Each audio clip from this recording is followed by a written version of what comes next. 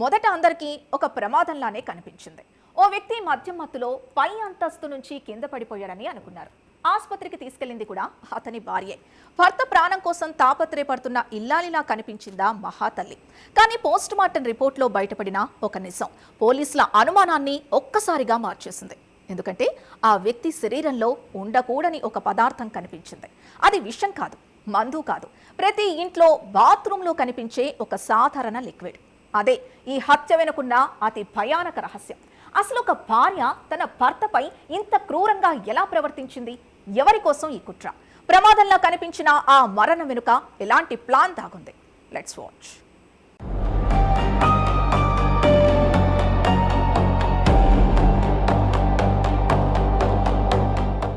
నగర శివారులోని ఓ ఇల్లు, సాధారణ కుటుంబం.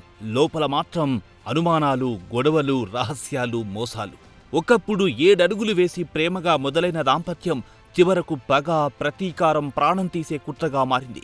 ఒక భార్య, ఒక ప్రియుడు, నమ్మి జీవితాన్ని అప్పగించిన భర్త, చివరికి ఊహించలేని రీతిలో ముగిసిన జీవితం. ప్రేమ అనే పేరుతో మొదలైన పరిచయం కామంతో ముడిపడి చివరకు క్రూరమైన హత్యగా ఎలా దారితీసింది? ప్రేమలో మోసం కొత్త విషయం కాదు, వివాహేతర సంబంధాలు కూడా కొత్తవి కావు. కానీ ఆ బంధానికి అడ్డుగా ఉన్నాడనే కారణంతో జీవిత భాగస్వామిని అతి క్రూరంగా హత్య చేయాలనుకోవడం మాత్రం సమాజాన్ని కలవరపెడుతోంది. ఒకప్పుడు సప్తపదిలో జీవితాంతం తోడుంటానని మాటిచ్చిన భార్య అదే భర్త ప్రాణాలు తీయడానికి పథకం రచిస్తే అది కేవలం ఒక నేరం మాత్రమే కాదు, కుటుంబ వ్యవస్థకే పెద్ద ప్రశ్న.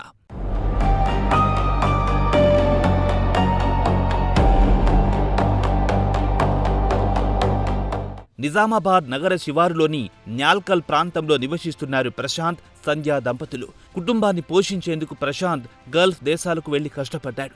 కుటుంబ భవిష్యత్తు కోసం సంపాదించాలని కలలు కన్నాడు.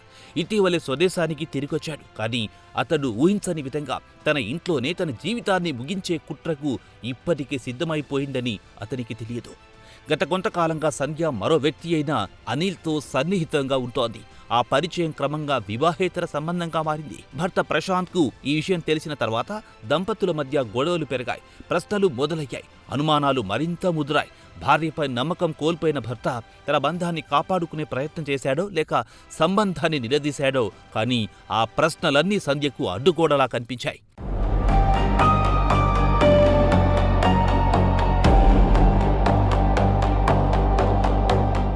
ఒక తప్పును దాచుకోవడానికి మరో తప్పు, ఆ తర్వాత ఇంకో పెద్ద తప్పు, చివరకు తిరిగి వచ్చే మార్గమే లేకుండా చేసే నేరం.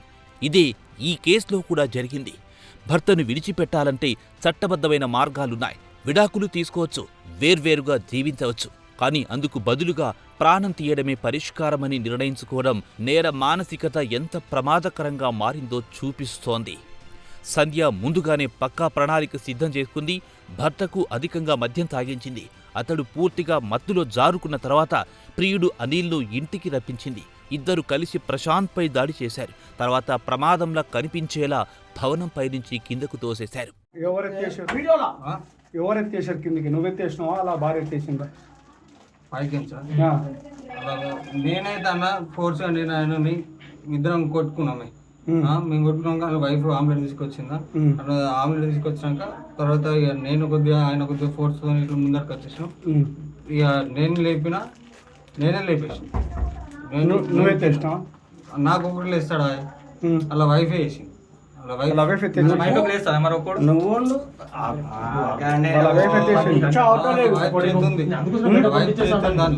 చేతుంది కదా. ఇదంతా ప్రీ ప్లాంటే కదా, ఇదంతా ప్రీ ప్లాంటే కదా.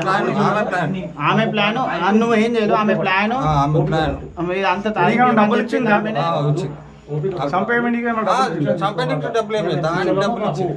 డబ్బులు ఇచ్చింది, మీరిద్దరు కలిసి ఒకటేసారి లేపేసారు. అంటే ఇట్లా కాలు గుంజంగానే పడ్డాడు, కిందికి వెళ్ళి కాలు గుంజేసి. ఏ సైడ్కి వెళ్ళి పడ్డాడు? ఇటా ఇటా ఇక్కడ నుంచి ఇటు, ఎక్కడ నుంచి? ఇక్కడ నుంచి ఇటు, ఈడ భూమిలో.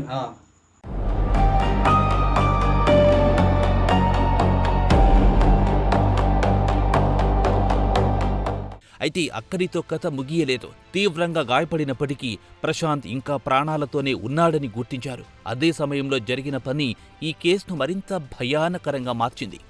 సాధారణంగా ఇంట్లో బాత్రూమ్ శుభ్రం చేయడానికి ఉపయోగించే టాయిలెట్ క్లీనర్ ప్రాణాలు తీయడానికి ఆయుధంగా మారింది. హార్పిక్ లిక్విడ్ను సిరంజిలోకి తీసుకొని శరీరంలో ఎక్కించారు. ఈ చర్యతో ఒక మనిషి ఊహించలేని బాధను అనుభవిస్తూ ప్రాణాలు విడిచాడు. ఒకప్పుడు అనారోగ్యంగా ఉంటే మందులిచ్చే చేతులే చివరకు విషాన్ని నరాల్లో పంపితే ఆ దృశ్యాన్ని ఊహించడమే కష్టంగా ఉంటుంది. మనిషి మనసు ఎంత క్రూరంగా మారితే ఇలాంటి ఆలోచనొస్తుంది. ద్వేషం, వివాహేతర సంబంధం ఇవన్నీ కలిసి ఒక వ్యక్తిలోని మానవత్వాన్ని పూర్తిగా నాశనం చేస్తుంది. ఘటన తర్వాత సంధ్య ప్రవర్తించిన తీరు కూడా అనుమానాలకు తావిచ్చింది. ప్రమాదం జరిగినట్లు చిత్రీకరించేందుకు ప్రయత్నించినట్లు ఆరోపణలున్నాయి.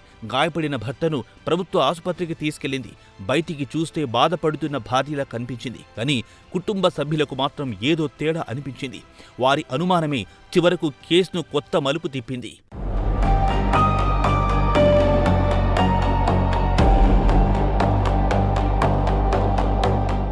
ప్రశాంత్ కుటుంబ సభ్యులు పోలీసులను ఆశ్రయించారు. సాధారణ ప్రమాదంగా కనిపించిన ఘటనపై లోతుగా విచారణ ప్రారంభమైంది. ప్రశ్నల మీద ప్రశ్నలు, సంఘటనల క్రమాన్ని విశ్లేషించే పోలీసులు చివరకు అసలు నిజాన్ని బయటకు తీశారు. విచారణలో సంధ్య నేరాన్ని అంగీకరించినట్లు పోలీసులు తెలిపారు.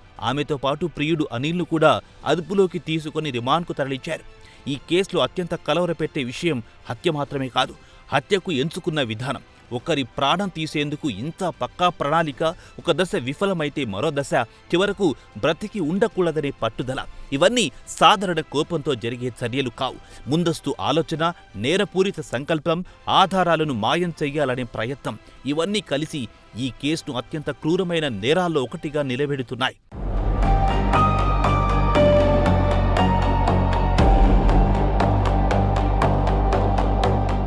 ఇక ఇలాంటి ఘటనలు ఇప్పుడు ఒక్కో జిల్లాలో ఒక్కో రూపంలో బయటపడుతున్నాయి. ఒకప్పుడు వివాహేతర సంబంధాలు కుటుంబ కలహాలకే పరిమితమయ్యేవి.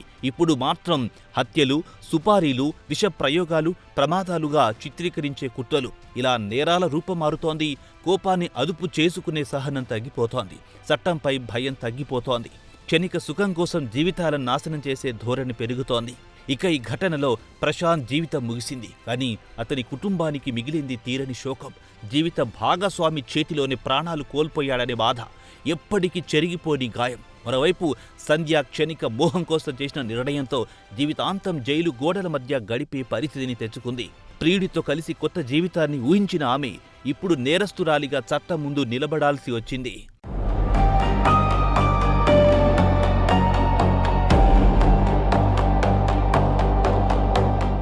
ప్రేమ మనిషిని గొప్పవాడిని చేస్తుంది, కానీ మోహం మనిషిలోని మానవత్వాన్ని చంపేస్తుంది. ఒక సంబంధాన్ని ముగించాలంటే చట్టం ఇచ్చిన మార్గాలు ఎన్నో ఉన్నాయి, కానీ ప్రాణం తీసే హక్కు ఎవరికీ లేదు. నమ్మకాన్ని ద్రోహం చేసినప్పుడు ఒక కుటుంబం కూలిపోతుంది.